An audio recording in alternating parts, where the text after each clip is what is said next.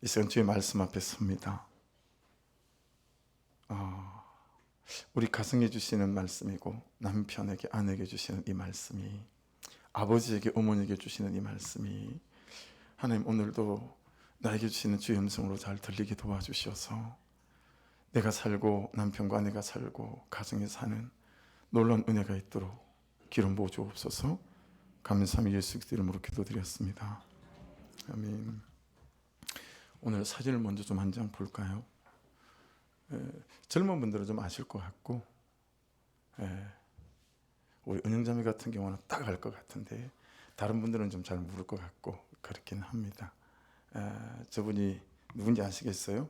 많이 본 사람 같긴 하죠. 이름이 딱 떠오르진 않아도 영국 윌리엄 왕세자의 아내인 케이트 미들턴 왕세자 비입니다. 이제는 왕세자 비가 맞나요? 이제 시아버지가 이번에 왕이 됐잖아요. 대관식을 했으니까. 그러니까 이제 어쨌든 뭐 그런 분이에요. 2011년 4월 달에 결혼을 했더라고요. 결혼을 했는데 결혼 비용이 한 450억 정도 들었다고 해요. 저분이 입은 드레스 값이 4억 5천. 그죠? 우리 교회나 주지. 교회나 짓게 쓸데없는 데다 돈을 쓰고. 그래서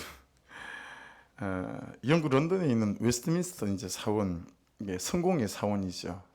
국교회이기도 하고 그렇습니다. 거기서 결혼을 했는데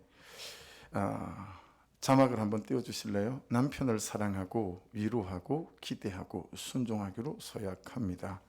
이 결혼식 주례를 맡은 영국 성공의 수장이었던 로안 윌리엄스 대주교가 미리 이걸 신부인 이 케이트 미들턴에게 보냈어요. 이렇게 결혼식 때 서약을 할 겁니다 라고 보냈더니 이 케이트 미들턴이 남편을 사랑하고 위로하고 기대하고 하는 건 수용할 수 있습니다. 그런데 결혼식에서 저 세 가지를 제외하고 남편에게 순종하기로 서약하는 거, 저건 제가 서약할 수 없습니다. 그러니 저 순종이라는 단어는 빼주십시오. 그랬다는 거 아니겠어요? 그래서 정말 결혼 당일날 혼인서약서에 순종이라는 문구는 빠졌습니다. 남편을 사랑하고 위로하고 기대하기로 서약합니다. 이렇게만 결혼서약을 했습니다. 근데 그게 처음이 아니더라고요. 자료를 찾아보니까 남편인 윌리엄 왕세자의 어머니인, 우리가 잘 아는 교통사고로 사망한 다이애나 잡이 있죠. 이분도 혼인서약할 때 이 순종하기로 서약한 이걸 빼달라고 그랬더라고요. 그래서 다이애나비도 순종하기로를 빼고 남편을 사랑하고 위로하고 기대하기로 서약합니다. 그렇게 하고 혼인을 했더라고요. 어쨌든 그분의 끝이, 인생의 끝이 아름답지 않다, 그런 것도 우리가 알고 있습니다. 그렇죠? 자, 근데 오늘 말씀은 여러분 어떻게 시작하냐면 아내들아 남편에게 복종하라, 그렇게 말씀이 시작되어집니다. 이 복종이라고 하는 히포타소라고 하는 이 단어는 뭐 아래 두다라는 뜻이에요. 그러니까 아내들은 자신을 남편 아래에 두어라 라고 하는 말씀이 되고요. 좀 더 한 걸음 더 나가면 남편을 주인으로 인정해라, 이런 뜻을 가지고 있습니다. 근데 여러분 질문이 되지 않습니까? 말씀은 가정의 축복과 평안을 말씀하시면서 남자에게 남편에게 먼저 말씀하지 않으시고 여자에게 아내에게 먼저 말씀하십니다. 성경은 토시 하나 순서 하나가 굉장히 중요합니다. 여러분 가정을 말하면 그것도 남편 아래에 두어라 라고 한다면 여러분 남편에게 먼저 말씀을 줘야 맞지 않겠습니까? 그게 뭔가 질서가 있어 보이지 않습니까? 근데 이 가정의 축복과 평안의 주도권이 누구에게 먼저 있냐면 아내에게 있다라고 하는 거예요. 가정은 누군가가 먼저 헌신되어져야 하는데, 누군가 먼저 섬겨야 하는데, 누군가 먼저 낮아져야 하고 참아야 하고 기다려야 하는데, 근데 남편은 그런 주제가 못 된다라는 거죠. 아내들아 남편에게 복종하라. 이 복종하라 히포타소의 가장 중요한 뜻은 그래서 하나님께 복종하다라는 뜻을 갖고 있어요. 이게 뿌리예요. 그 하나님께 복종하다, 이 뿌리에서 나오는 것이 뭐냐면 남편에게 복종하는 거다라고 하는 것입니다. 이 무슨 말이 될까요? 하나님께 복종하지 못하는 사람이 사람에게 복종되지 않는다라고 하는 뜻을 갖고 있어요. 하나님께 순종이 안 되는 아내가 남편에게 순종할 수 없다라는 뜻을 가지고 있습니다. 남편은 무엇이 안 된다는 말입니까? 도무지 하나님께 순종이 잘 안 되는 인종이 남자이고 남편이라는 거예요. 예. 그러니 하나님께 순종이 되는 아내로부터 가정에 대한 말씀을 시작하십니다. 그러니 아내들 좀 낫죠? 그죠? 처음에 아내들이 복종하라 그랬을 때 좀 기분 나빴잖아요. 안 기분 나빴어요? 그러고 사시나 봐요.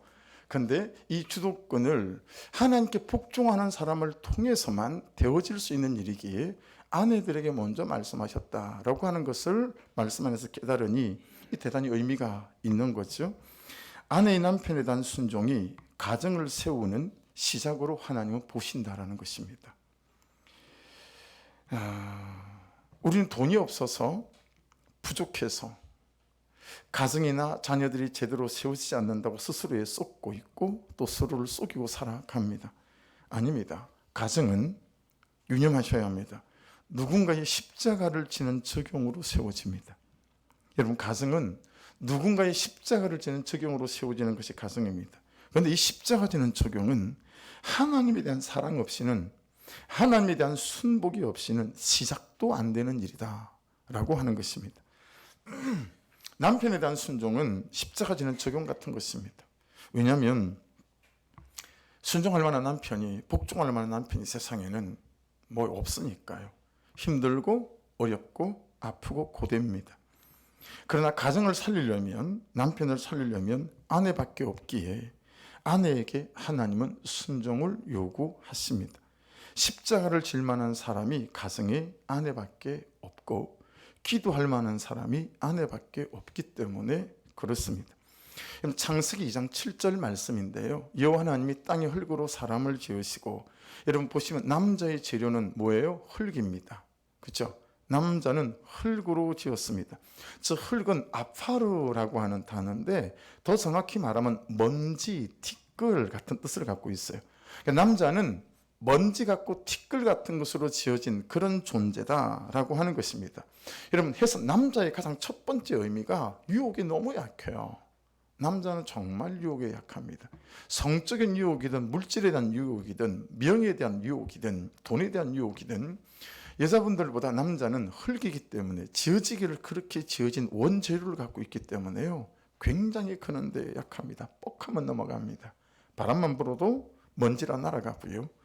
마른 흙이라 물에 담글 것도 없습니다. 물만 찌꺼려도 허물허물 녹아버립니다.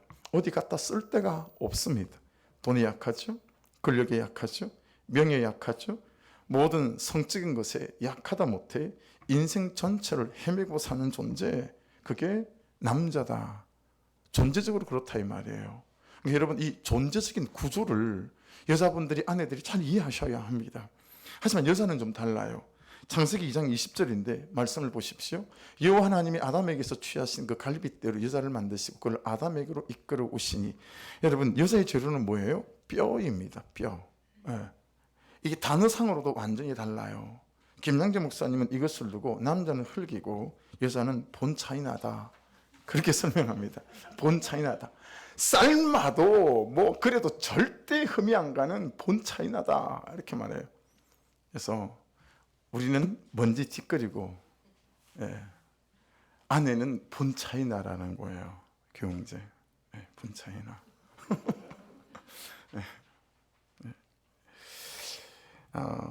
감히 갖다 드릴 수 없는, 어떻게 비벼볼 수 없는 재료 차이가 있는 거죠. 그래서 그런지 여러분, 창세기 3장 1절인데 보세요. 그런데 뱀은 여호와 하나님이 지으신 들짐승 중에 가장 간교하니라. 뱀이 여자에게 물어 이르되 하나님이 참으로 너에게 동산 모든 나무의 열매를 먹지 말라 하시더냐. 여러분, 이 뱀이 무엇으로 지어졌게요? 흙으로 지어졌죠. 그렇죠? 뱀도 흙으로 지어졌어요. 그렇죠? 근데 이 흙으로 지어진 뱀을 잘 보십시오. 뭐라고 부릅니까? 하나님이 지으신 들짐승 중에 이렇게 부르잖아요. 사람, 남자도 흙으로 지어지고 뱀도, 짐승도 흙으로 지어지고, 근데 그 뱀을 들짐승이라고 부르니까, 그래서 남자를 여러분 짐승이라고 부르는 거예요. 그래서 모든 남자는 짐승이에요. 짐승. 이게 여러분 이 남자들의 현주소예요. 남편들은 짐승입니다. 옆에 있는 짐승들 보십시오. 짐승 같게 생기지 않았습니까? 그런데 여러분 그것도 천지도 모르고 날뛰는 들짐승이라고 부르잖아요. 여러분 남자가 보신 것처럼 똑같이 뱀이랑 같은 흙으로 지어졌단 말이에요. 여러분 짐승의 가장 큰 특징이 무엇입니까? 말이 안 통합니다. 못 알아들어요. 인간들은 잘 못 알아들어요. 말만 못 알아듣습니까? 감정도 못 읽어요.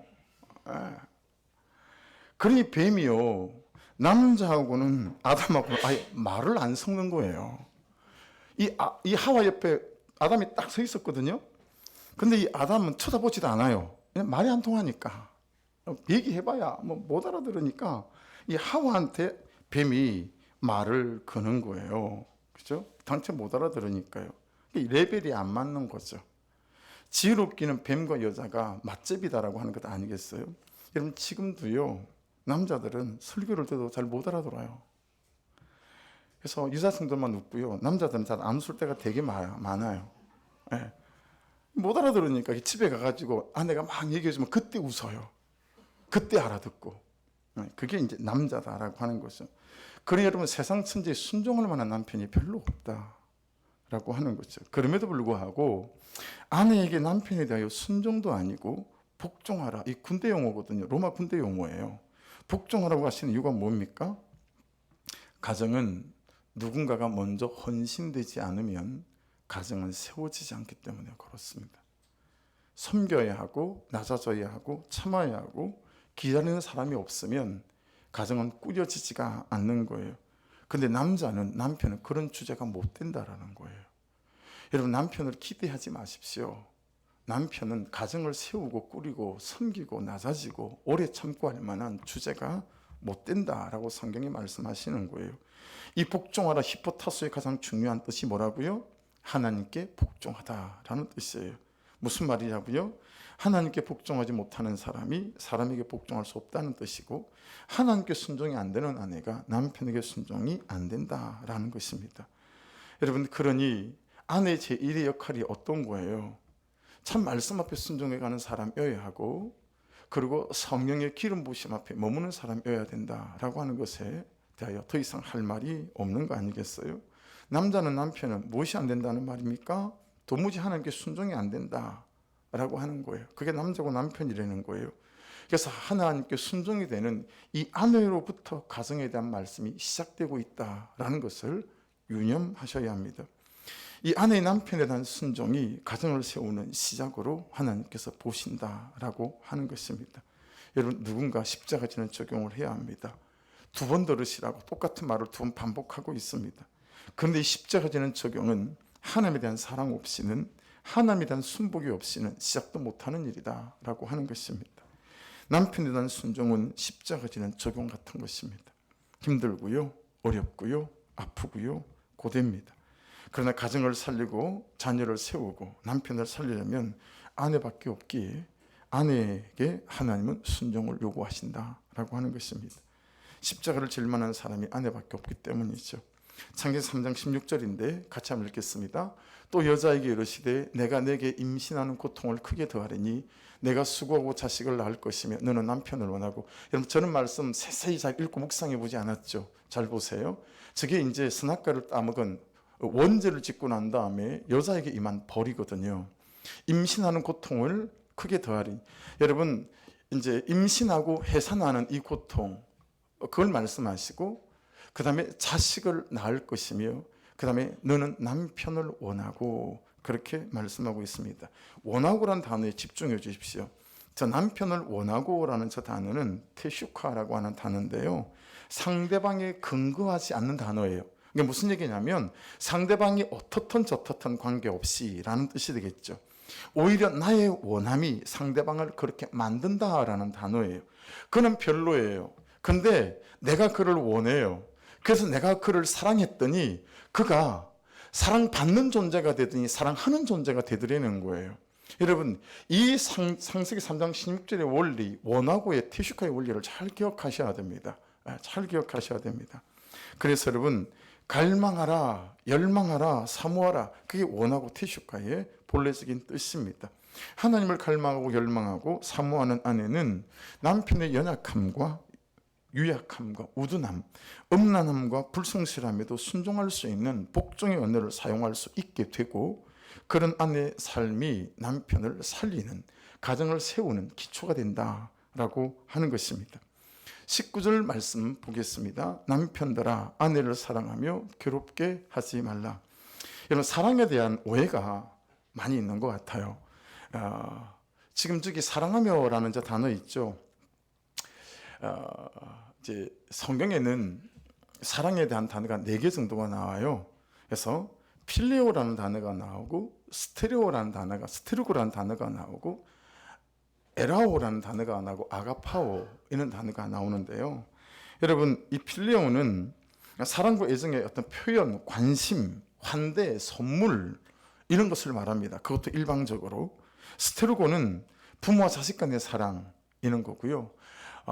에라오는 흔히 우리가 말하는 에로스입니다. 육체적인 사랑, 정욕적인 사랑. 되게 좋지 않게 쓰잖아요. 근데 이제 아가파오, 저건 잘 들어보십시오. 필레오의 따뜻함도 없고 에라와 같은 정열도 없어요.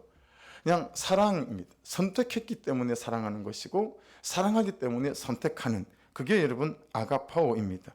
근데 여러분, 필레오는 사랑이 아니라고 그래요, 세상에서. 그리고 또 스테르고도 사랑이 아니라고 말합니다. 그리고 에로스는 더더구나 정욕적이고 뭐 이런 거라 사랑이 아니라고 합니다. 근데 여러분, 성경이 말씀하시는 그 앞에 말씀 있죠. 남편들 아내를 사랑하며 괴롭게 하지 말라. 이 사랑 아가파오에는 저 4가지가 다 들어있어요. 이해되세요? 저 4가지를 다 포함한 게 남편이 아내를 사랑하는 사랑이다 라고 하는 것입니다. 그러니 남편은 아내를 그냥 아무 이유 없이 관심을 가지고 섬기고 선물하고 애정의 표현들을 해야 된다라는 거예요. 필레오로 하는 일방적인 사랑을 해야 하고, 남편은 아내를 어미가 아이에게 삶의 전부와 목숨으로 대신하는 이 스트로그의 사랑을 해야 하고, 남편은 아내를 육체적으로 정욕적으로도 사랑해야 된다라는 의미를 갖고 있습니다. 이게 아가파오 사랑입니다. 부번경에서는 복종과 사랑 이 2가지밖에 없습니다. 성경이 말씀하시는 게 그래요. 여러분, 김양재 목사님이 그러셨다잖아요. 남편이 이제 산부인과 병원장인데 아침에 출근하면서 오늘 저녁은 6시에, 시간을 1분 어기면 안 된대요. 딱 6시에 가족과 같이 저녁을 먹자. 그러면 목사님이 이제 아내일 때니까, 아직 목사일 때 전이니까, 남편 돌아가시기 전이니까 네 그러고 대답을 한대요. 그때 한참 이제 목사님이 말씀을 깨닫고 묵상을 하고 말씀을 따라가는 삶을 살고 있으니까 1분이라도 늦으면 호통을 치니까 자녀들까지 온 가족이 다 준비해서 전화만 오면, 이제 남편이 차만 보내주면 자기 차를 딱 탈 준비를 스탠바이라고 기다리고 있어야 된다는 거예요. 6시에 전화가 따라랑 온대요, 정확하게. 그럼 안 될 것 같다고, 취소한다고. 그 말만 딱 하고 전화를 딱 끊는다는 거예요. 그럼 그때도 네 한대요. 뭐 아무 말도 없을 때 토를 달지 않는다는 거예요. 그래서 옷 다 갈아입고 애들 다시 저녁 먹일 준비하려고 막 저녁을 하고 준비해가지고 식탁에 딱 차려놨는데 전화가 따라랑 온대요. 지금 나오라 그런대요. 그러면 네 하고 나간대요. 한 번도 말씀을 깨닫고 난 뒤에 남편에게 아니요 해본 적이 없다는 거예요. 네 하고 토달지 않고 그대로 나간다는 거예요. 여러분, 이 김양재 목사님의 이런 복종을 남편은 모를 줄 알았대요. 모를 줄 알았대요. 근데 병원장인 남편이 갑자기 하루 만에 막 돌아가시게 되잖아요. 이제 목사님이 오셔서 임종 직전에 다시 복음을 전하는데, 왜냐하면 서울에서 알만한 큰 교회에 아버님이 재정장로, 수석장로 집안이기 때문에, 근데도 이 아들이 주일 예배를 드리러 오지 않았던 거예요. 김장기 목사님의 남편이. 그게 너무 괴로움이었다는 거예요, 목사님도. 이제 목사님이 와서 고뇌 확신도 없나 싶어가지고 다시 복음을 전했다는 거예요. 그랬더니 남편이 숨이 꼴딱꼴딱 넘어가면서 그러시더래요. 내가 그동안 교회 가지 못하고 그렇게 아내를 괴롭힌 이유는 날마다 산부인과 의사로 살아가면서 뱃속에 있는 태아들을 날마다 주겠다는 거예요. 날마다 임신 정정 수술하면서 애를 죽이면서 도저히 주일날 예배를 드리러 갈 수가 없었다는 거예요. 그 죄책감이 예배를 드리러 갈 수 없도록 만들었다고 그렇게 울면서 고백을 하더랍니다. 그렇게 복종의 언어를 사용하면서 자신을 섬기는데도 자기는 그런 삶을 못 사니까 반발심이 생겨서 더 아내를 괴롭게 했다고. 그래서 여러분, 아내가 더 헌신적이고 하나님도 사랑하잖아요. 그럼 남편들은 더 삐딱선을 타기가 쉽습니다. 왜냐하면 남편들은 자존심이 있어가지고요, 아내가 나보다 신앙심이 좋은 것도 별로 기분 좋아하지 않는데요. 그래서 괜히 한 번씩 삐딱선을 탄대려는 거예요. 그래서 이 원장님도, 김장님 목사님 남편도 아내는 그렇게 나에게 복종의 언어를 사용하면서 자기를 섬기고 하는데 자기는 그런 삶을 못 사니까 반발심이 생겨가지고 더 아내를 괴롭히게 되어졌다고. 죽음을 몇 시간 앞둔 그 시점에야 이 목사님의 손을 붙잡고 너무 감사했다고, 고마웠다고, 저축을 어떻게 해놨다고, 어디 열쇠는 어디 있고 옷은 통장의 비밀번호는 뭐고. 여러분, 그 한두 시간 동안에 전부 다 얘기를, 얼마나 꼼꼼한 남편이고 성실하고 병원 집밖에 모르는 남편이니까 그렇게 다 넘겨주고 그렇게 숨을 거두었다라고 하는 거예요. 여러분, 하나님께서 내 인생에 당신 같은 아내를 주어서 정말 감사했다고 그렇게 하고 돌아가시더라는 거죠. 여러분, 그러면 뭐합니까? 이제는 몇 시간 뒤면 죽는데, 그렇죠? 여러분, 무슨 말입니까? 하나님 없이, 말씀 없이, 거룩한 삶 없이는 아내를 사랑하고 싶어도 사랑할 수 없다는 말입니다. 남편들인 저와 여러분들은 귀담아 들어야 합니다. 여러분, 하나님을 사랑하는 그분으로부터 오는 거룩한 힘이 없이는 아내를 사랑할 수 없습니다.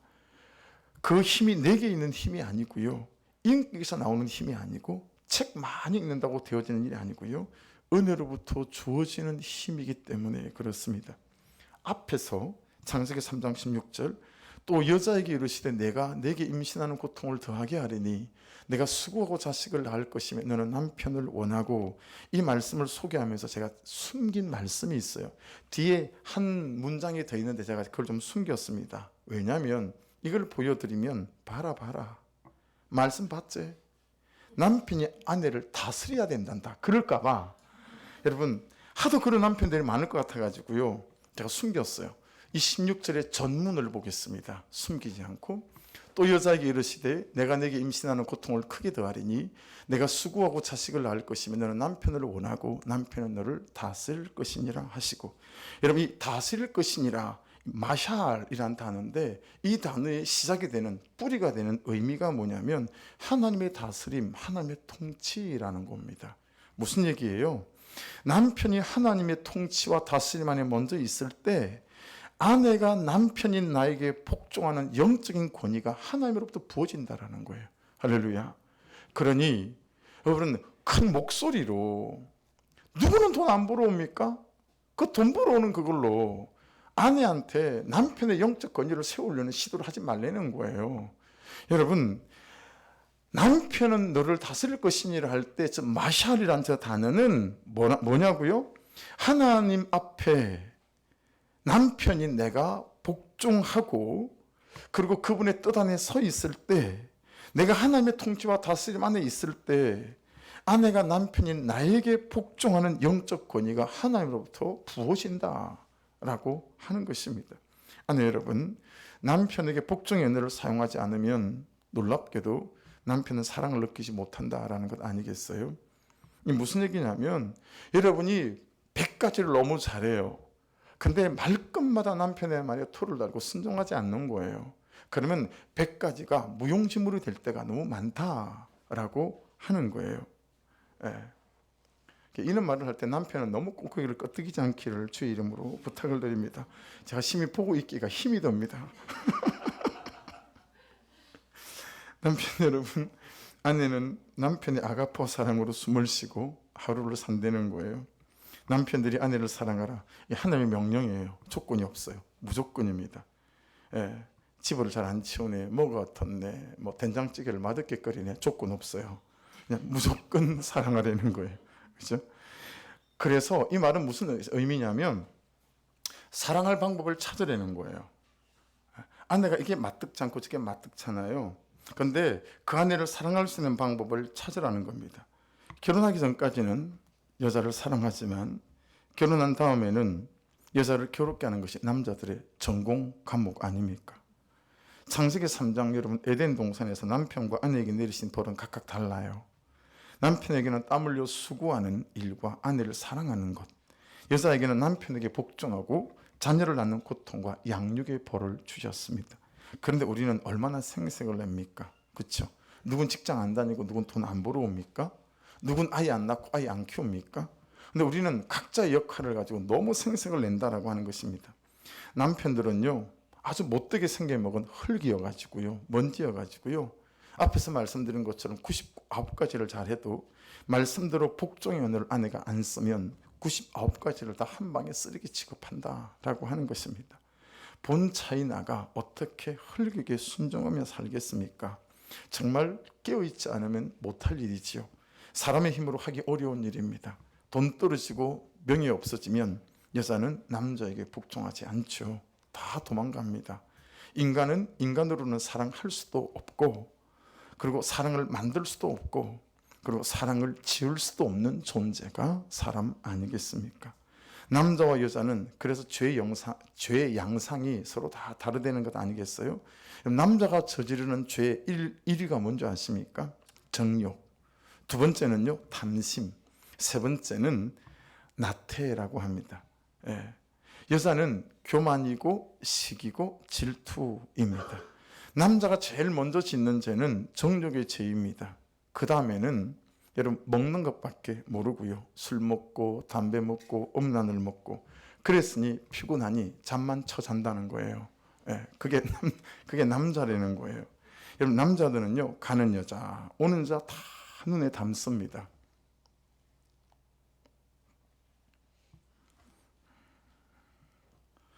저는 안 그렇습니다라고 말하는 남자 있으면 좀 맞아야 됩니다.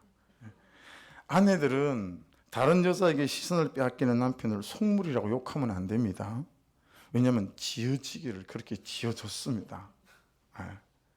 남자들의 눈은요, 이 정욕은 전자동입니다. 알아서 그냥 움직입니다. 그러려니 해야 됩니다. 원래 짐승이니까. 짐승이라 그렇습니다. 그러니까 여러분, 제가 남자라서 이런 말을 하면 욕먹을 것 같아서 김양재 목사님의 말씀을 빌어서 말씀을 드립니다. 이 여자 저 여자 가는 여자 오는 여자 쳐다본다고 정신이 없는 남편들을 보면서 아내들은 이렇게 말해야 한답니다. 당신은 참 건강하시군요. 이렇게 말했는데 아내들이요 혹시 원영 경제가 이렇게 막 이럴 때 당신 참 건강해 이렇게 말해야 된다는 거예요. 해숙자매 어디 갔어요? 이때 남편 중에 나는 아닌데 라고 하는 남편이 있으면 좀 어렵습니다. 치료 불가능입니다. 이때 아내 중에 목사님 우리 남편은 달라요. 정말 중증입니다. 이런 말 들으면 옳다구나 하는 남편들이 있지요. 그래서 아내를 더 사랑하라고 하십니다. 여러분 사랑이 사랑을 이깁니다. 그래서 이 말을 너무 좋아합니다. 여러분 사랑이 사랑을 이깁니다. 여러분 하나님을 사랑하잖아요. 음란이라는 사랑을 이깁니다. 하나님을 사랑하잖아요. 그러면 다른 여자 말고요. 그 사랑 말고 내 아내를 그 사랑하는 그 사랑이 되어지는 거죠. 여러분 사랑이 사랑을 이깁니다. 깨끗한 사랑이 불결한 정욕을 이겨 먹습니다. 반면 여자는 교양이 좀 있어서 본 차이 나니까 좀 영적이지요. 남자는 흙이고 먼지인데 그래도 내가 드리고 사는 흙먼지의 품질이 좀 좋잖아요. 그럼 아내가 참 교만해집니다. 내 남자가 좀 괜찮다라는 거죠. 저 남편이 품질이 좀 좋지 않으면 여러분 그렇게 열등감으로 시기하고 질투하고 그런다라는 거죠. 잘 기억하셔야 됩니다. 남자들의 정욕과 탐심과 나태가 여자들의 교만과 시기와 질투를 만나는 것이 결혼이고 가정입니다. 그게 결혼이에요. 별게 아니에요. 남자의 정욕이 힘이 있을까요? 여자들의 교만이 힘이 있을까요? 여러분, 정욕은, 남자들의 정욕은 여자들의 교만에게 명함도 내밀지 못해요. 그냥 말씀이 그러니까요. 잠언 16장 18절 많이 들어본 말씀이죠. 교만은 패망의 선봉이요 거만한 마음은 넘어짐의 앞잡이니라. 저 교만 여자 거예요. 네. 저 여자들의 교만이, 아내들의 교만이 가정을 무너뜨리는 패망의 선봉이 된다라고 말씀합니다. 부부관계, 그 가정의 넘어짐의 앞잡이는 교만이라는 거예요. 여자는 남자에게 복종하라고 하니 기분이 되게 나빠요. 그러니까 해석을 잘하고 적용을 잘 해야 합니다. 역할에 복종하라는 거예요. 역할에 순종하라는 것입니다. 결혼하는 그날부터 남편이 돈을 벌든 안 벌든, 바람을 피든 안 피든 아내 역할에 순종해야 합니다. 여러분, 좋은 남편과 좋은 아내는 없습니다. 세상에. 그 역할에 순종해 가고요, 하나님의 은혜로 말미암아 감당해 가며 그렇게 가정이 은혜로 변화되는 것을 경험해 가는 것입니다. 여러분, 결혼한 분들에게 제가 목사로서 참 많이 듣는 말이 쏘갔어요. 일이. 두 번째는 변했어요 라는 말 같아요. 목사님 쏘갔어요. 두 번째, 변했어요. 이제 이 말을 참 많이 듣는 것 같아요. 여러분, 우리가 쏘지 않고 결혼이 됩니까? 우리가 변하지 않고 부부로 사라집니까? 그런 사람이 세상에 어디 있습니까? 그렇지 않아요? 외모에 쏟죠. 학벌에 쏟고, 영원히 사랑할 것이라는 감정에 쏟고, 그게 인간입니다. 선한 것이 하나도 없습니다. 다 쏟고 살고 속이고 삽니다. 우리 중에 여러분, 영원히 사랑할 것이라는 이 감정 속에 여러분 날마다 그렇죠? 영원히 사랑해집니까? 말씀 아니고 은혜 아니면 여러분, 어제보다 오늘도 남편과 아내를 순종하고 사랑하기는 쉽지가 않습니다. 본 차이나 여자가 그래서 하나님께서는 때때로 교만하지 말라고 깨지게 만드는 때가 있다라는 거 하는 거죠. 여러분, 본 차이나 여자가 흙이 아니라 잘 안 깨지는데 언제 잘 깨지는지 아시죠? 이 본 차이나는요, 남편과 자녀 문제 아니면 잘 안 깨진대요. 그래서 가끔씩 남편의 문제들로, 자녀의 문제들로 이 아내들을 깨트린다라고 하는 거예요. 아내의 벌이 무엇이었습니까? 남편을 사모하는 것을 벌로 주셨어요. 남편이 자기를 사랑하지 않으면 깨집니다. 자녀를 출산하는 것을 벌로 주셨기에 자녀가 문제가 생기면 깨어집니다. 남자는 일을 하는 것을 벌로 주셨기 때문에 여러분, 아내들이여 기억하십시오. 남자들은 일 없는 백수가 되고요, 회사에서 힘이 떨어지면 그때부터 남편들은 깨어집니다. 그걸 잘 눈치채야 됩니다. 남편과 아내가 이렇게 많이 다릅니다. 인간적인 인내는 얼마 못 가죠. 은혜로 깨어 있어야 합니다. 가정은 지킬 만한 가치가 있기 때문에 그렇습니다. 은혜 없는 막연한 인내는, 참음은 사람을 골병들게 만들죠. 말씀이 안 들리고 말씀이 안 믿어지면, 은혜로 십자가 지는 적용이 되지 않으면 하루도 견디기가 힘이 듭니다. 다 해줘도 아내를 사랑하지 않는다면 아무것도 안 해줬다고 말합니다. 다 해줘도 남편에게 복종의 은혜를 사용하지 않는다면 아무것도 하지 않았다라고 말합니다. 그래 놓고 원인을 상대방에게 서로 따져 묻는다라고 하는 것입니다. 19절 다시 보십시오. 남편들아, 아내를 사랑하며 괴롭게 하지 말라. 괴롭게 하지 말라. 피크라이노라고 하는 단어거든요. 감정이, 마음이 이렇게 쓴맛이 나게 만드는 걸 말하는 거예요. 감정이 쓴맛이 나고 마음이 쓴맛이 나게 만드는 거, 이게 괴롭게 하지 말아라 라는 단어의 뜻입니다. 그러니까 남편들 아내를 쓰라리게 하고 또 화나게 하고 격분하게 하는 것을 말합니다. 그러니 여러분, 필레오로 사랑과 애정을 노력해야 합니다. 관심과 환대와 선물로 일방적으로 사랑해야 합니다. 자격을 따지지 말고요. 스테르고, 부모와 자식 간의 사랑처럼 아내에 대하여 남편은 조건 없이 사랑해야 된답니다. 에라오, 육체적인 사랑, 정욕적인 사랑, 여러분, 이것이 남편이 아내를 사랑하는 그런 세 번째 사랑입니다. 아가파오는 내가 선택한 여인이기 때문에요. 그리고 내가 사랑했던 여인이기에 또 더 사랑하기 위해서 또 내가 선택하는 거예요. 그래서 오늘 내가 다시 사랑하기 위해서 다시 선택하는 거죠. 그 옛날 결혼할 때 그 여인을 아내로 선택했던 것처럼 이것이 남편에게 주어진 책무요 의무다라고 하는 것입니다. 아이러니하게도 우리는 힘들어질 때 말씀이 들리고 소중하지 않은 것들이 소중해지죠. 제가 주중에 이분의 강의를 좀 들었습니다. 이 조지 피터슨 교수라고 하는 분인데 이번 12가지 인생의 법칙이라고 하는 책을 썼습니다. 하버드 대학교 심리학 교수인데요. 저 책은 아주 그냥 전 세계적으로 베스트셀러가 됐던 그런 책이기도 하고요. 이 사람 구독자가 어마어마하더라고요. 세계 125개국에 가서 강연을 초청받아 했는데 그 초청받아 강연했던 그런 장소들이 우리나라 같으면 뭐 세종문화회관 이런 데인데 그냥 강연 있다 그러면 몇 시간만 안에 모든 티켓이 매진될 정도로 그는 유명 강사이기도 한 사람입니다.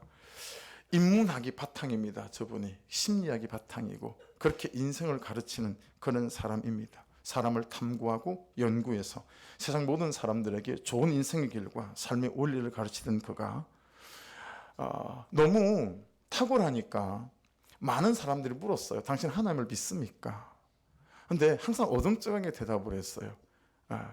내가 하나님을 믿는다고 말하면 그것도 공격을 받을 것이고 내가 세계를 돌아가면서 강연을 하는데 하나님을 믿지 않는다 그러면 또 다르게 공격을 받을 것이니 나는 양단 중에 하나를 말할 수 없다. 하지만 나는 신이 있다고 믿는 행동을 한다. 이 애매모호한 말을 했어요.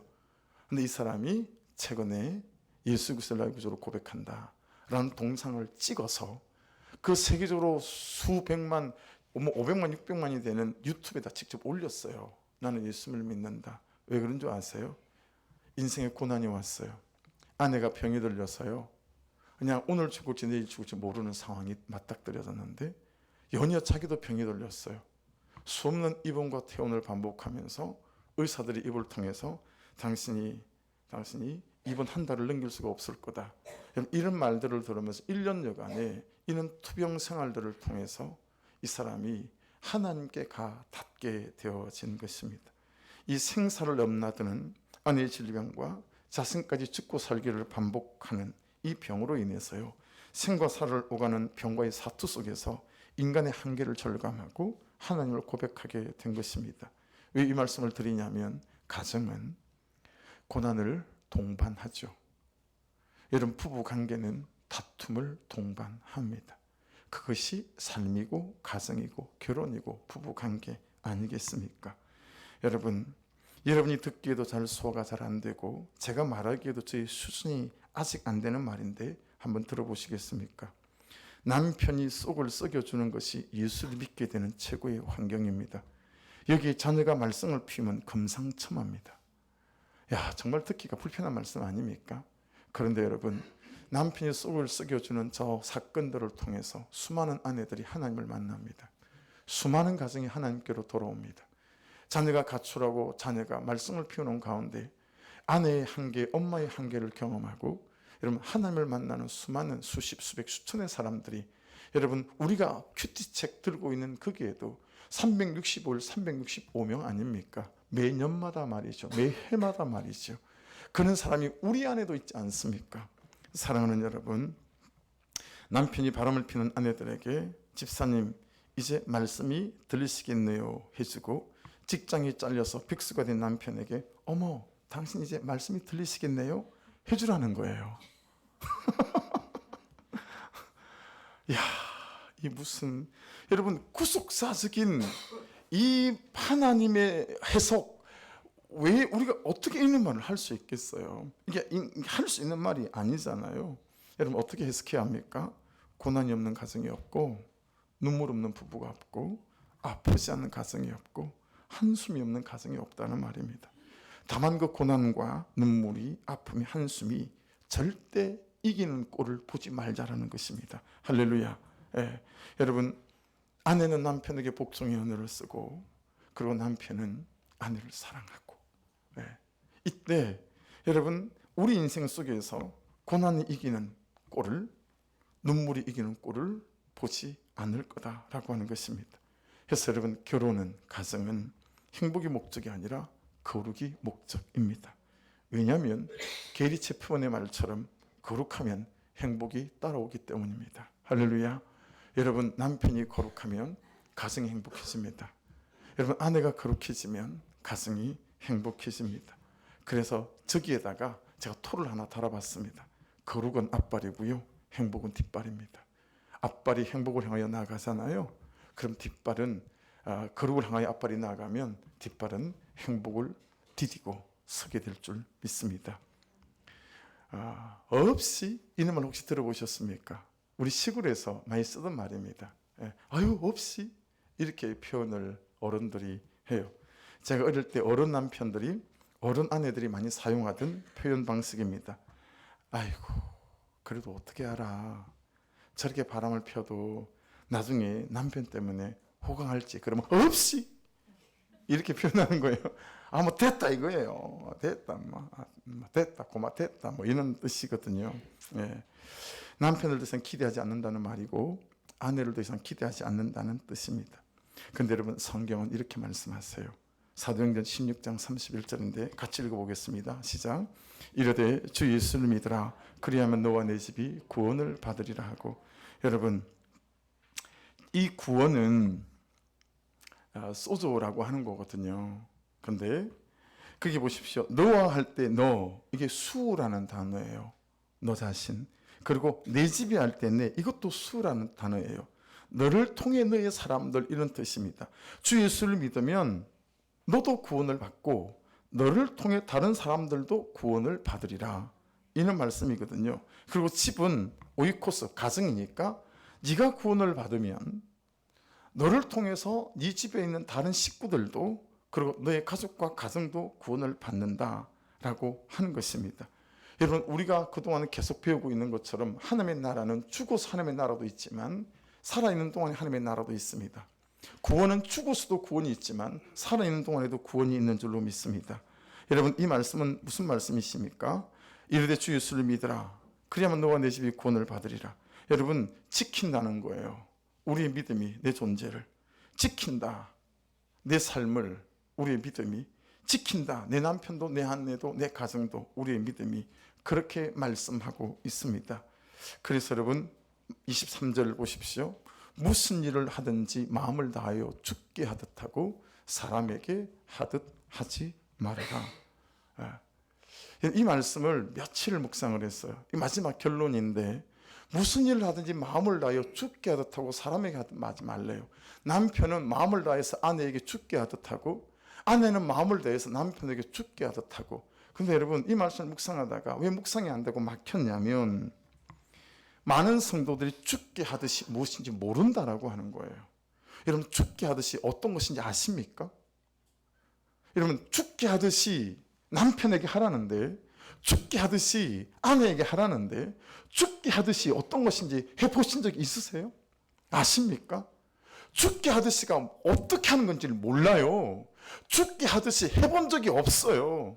어떤 부모에게도 어떤 남편에게도 어떤 아내에게도 죽게 하듯이를 해본 적이 없어요. 아니 주님에게 죽게 하듯 해본 적이 없어요. 그러니 여러분 우리는 저 단어를 이해하지 못하는 거예요. 저 단어가 해석이 안 되는 거예요. 왜냐하면 죽게 하듯 해본 적이 없거든요.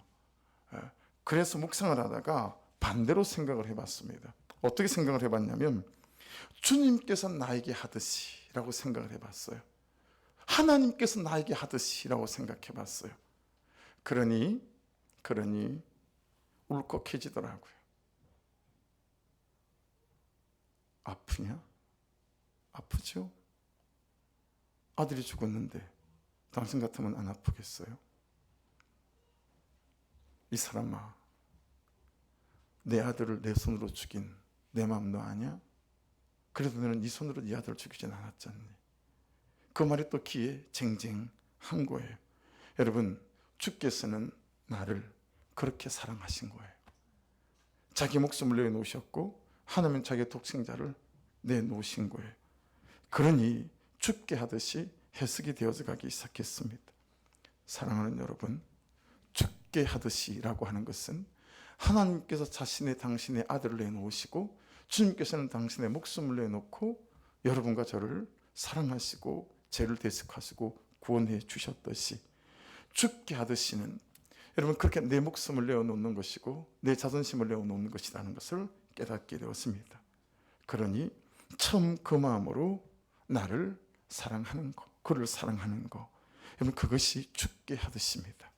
여러분 항상 처음 그 마음으로, 아니 그날에 조금이라도 마음이 보태져서 오늘 또 그를 사랑할 수 있을 때까지 여러분을 하나님 앞에 세울 수 있는 은혜가 있기를 주의 이름으로 축복합니다. 예. 한결같음으로 나를 기다려주고 받아내는 것이 그래서 죽게 하듯입니다. 여러분은 어떠세요? 저는 하나님을 묵상할 때마다 항상 울 수밖에 없는 것 중 하나가 끝까지 나를 받아주신다라는 거예요. 끝까지 나를 기다려주신다라는 거예요.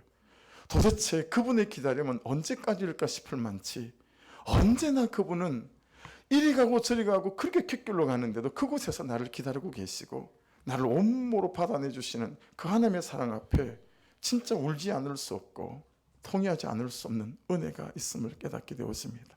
여러분, 죽게 하듯은 한결같이 그를 기다려주고 받아내는 것입니다. 그러니 남편에 대하여 아내에 대하여 한결같이 받아내주고 기다려주는 기적이 여러분에게 있기를 주의 이름으로 축복합니다. 마지막 하나는 여전한 방식입니다. 여전한 방식으로 여러분 나를 기대하시고 나에게 맡기시는 것입니다. 제가 나이를 좀 먹긴 먹었나 봐요. 50이 넘어가고 하니까. 왜냐하면 없던 자존심이 생기는 거 있죠. 저는 열등감이 별로 없는 사람이었거든요. 근데 영국에서 목회하는 한 살 어린 친구같이 지내는 동생이 전화가 왔어요. 근데 그 친구가 먼저 전화를 하지 않고 다른 친구가 전화를 했어요. 그래서 나야 그러는 거예요.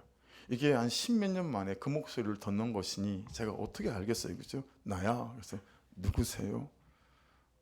형님 목소리도 못 알아봐? 그러는 거예요. 아무리 머리를 굴려봐도 모르겠어요. 다른 사람이 전화를 바꿨어요. 근데 그 친구도 나야. 그런데 한 번에 알겠어요.